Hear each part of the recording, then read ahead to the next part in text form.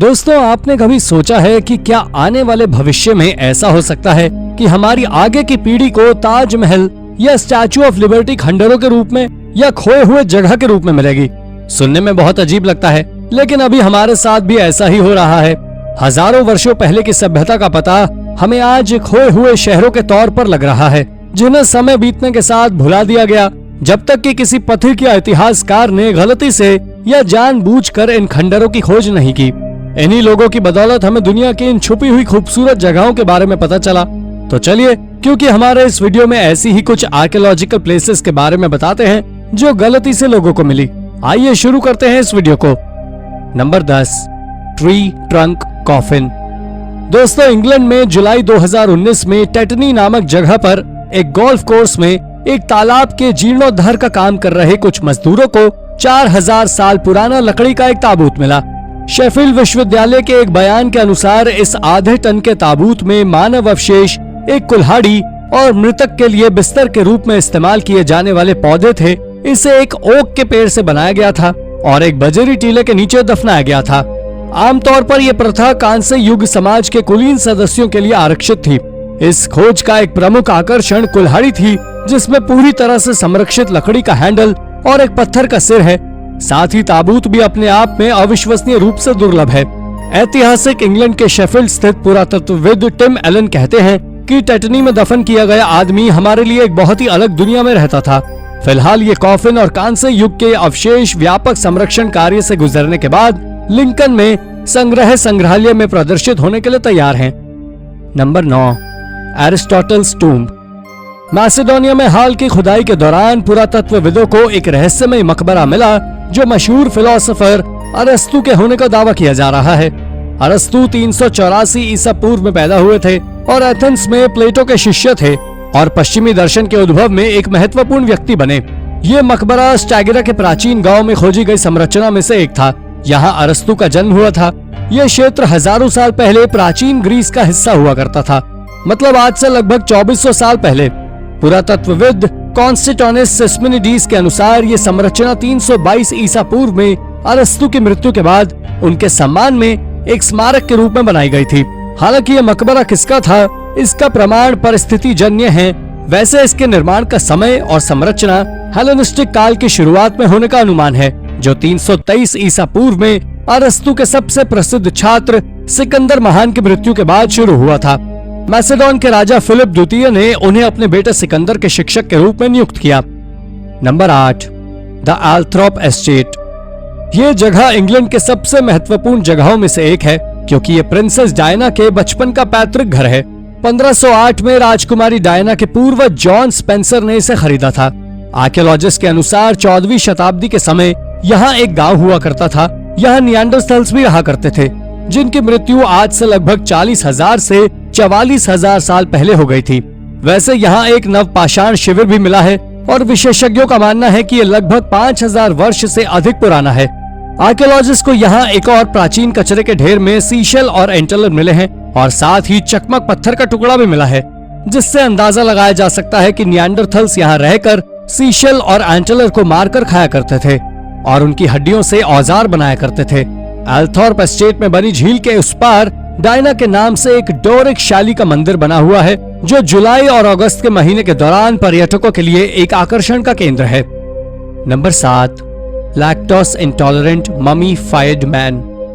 Mountain climber Erika और Helmut Simon hiking करने के लिए ऑस्टल एल्प्स ऑस्ट्रेलिया गए हुए थे और हाइकिंग से लौटते समय शॉर्टकट लेने से पहले उन्होंने बिल्कुल भी नहीं सोचा होगा कि वो 5000 साल पुरानी एक शानदार खोज करने वाले हैं।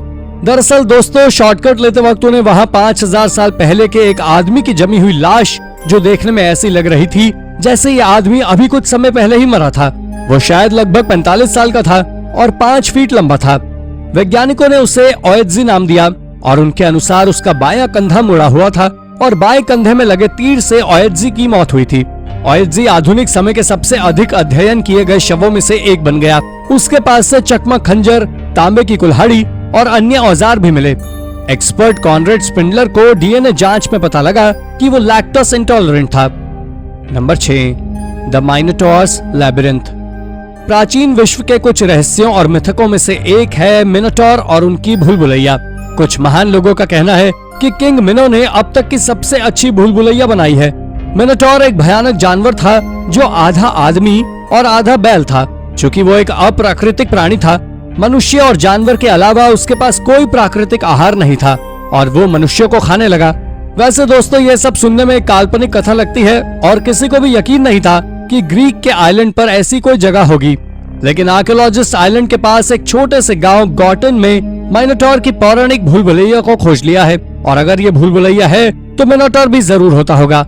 लेकिन इस बात के कोई साक्ष्य नहीं है कि ये भूल भुलैया कुछ जंगली जानवरों के भंडारण के लिए उपयोग किया जाता था।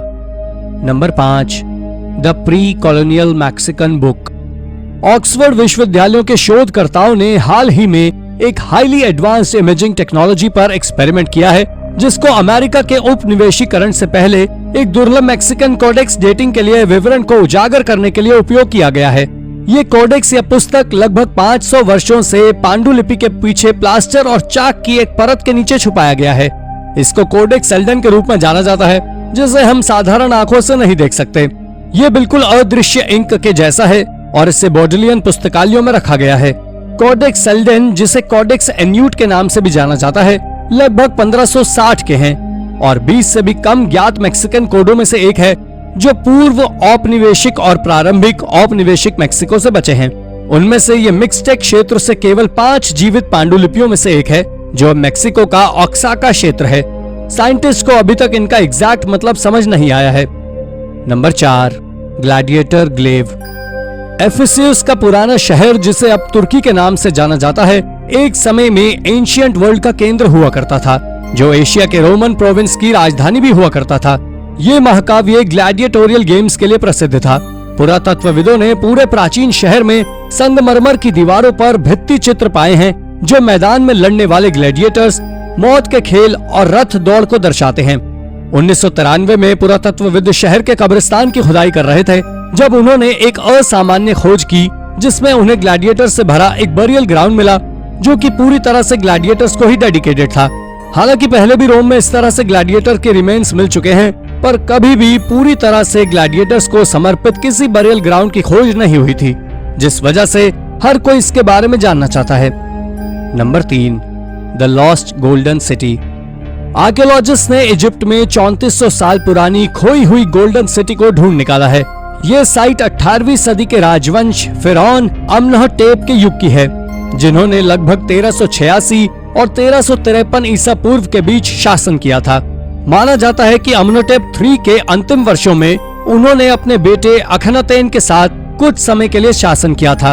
अखनातेन ने अपने पिता का नाम, अपना धर्म और अपनी राजधानी छोड़ दी थी और फिर अल्पकालिक शहर का निर्माण किया, जहां उन्होंने अपनी पत्नी नेफरटिटी के साथ शासन किया।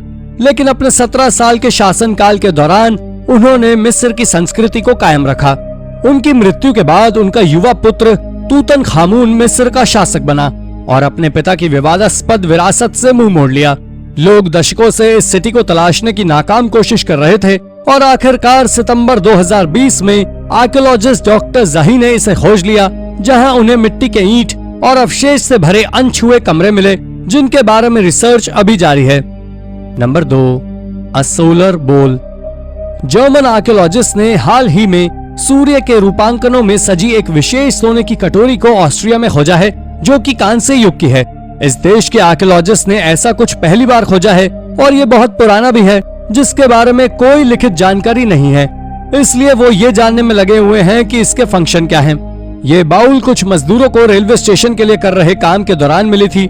वैसे इस तरह के बाउल पहले डेनमार्क, जर्मनी और यूरोप में भी मिल चुके हैं और सभी जगह के बाउल में सूर्य की आकृति बनी हुई है, जो किसी रिलीजियस सेरेमनी की तरफ इशारा करते हैं।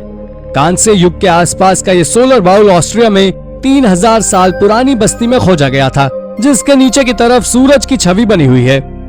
Number 1, foundation of Londinium. England के आर्कियोलॉजिस्ट ने एक्सीडेंटली रोमन हाउस को वर्ष 72 में खोज निकाला, जो रोमन आक्रमणकारियों द्वारा लंदन के मूल शहर लैंडिनियम शहर की स्थापना के लगभग 25 साल बाद की बात है। लंदन म्यूजियम के आर्कियोलॉजी स्टाफ ने यहाँ 4 कमरे खोजे हैं, जो गार्डन के चारों तरफ बने हुए हैं और उनकी कुछ दीवारों पर फूल की आकृति बनी हुई है। साथ ही नीचे फर्श पर पच्चीकारी चित्र वर्ण के टाइल्स यानी कि मोज़ेक टाइल्स लगे हुए हैं। इस बात का पता लगाना मुश्किल है कि ये बिल्डिंग किस लिए बनाई गई थी, लेकिन कुछ लोगों का कहना है कि शायद ये उच्च श्रेणी के रोमन विजिटर्स के लिए या हाई रैंकिंग मिलिट्री मेंबर के लिए बनाई गई थी। विशेषज्ञों को यहाँ फैलिक शेप का एक पेंडेंट मिला है जो कि रोमन आर्मी का चिन्ह हो सकता है। इतना ही नहीं, ये बिल्डिंग लगभग 150 साल पुरानी है। तो दोस्तों, ये थी हमारी आज की वीडियो। आपको हमारी वीडियो कैसी लगी हमें कमेंट करके जरूर बताइए, और हाँ, जाते जाते वीडियो को लाइक और चैनल को सब्सक्राइब जरूर कर दीजिएगा। धन्यवाद।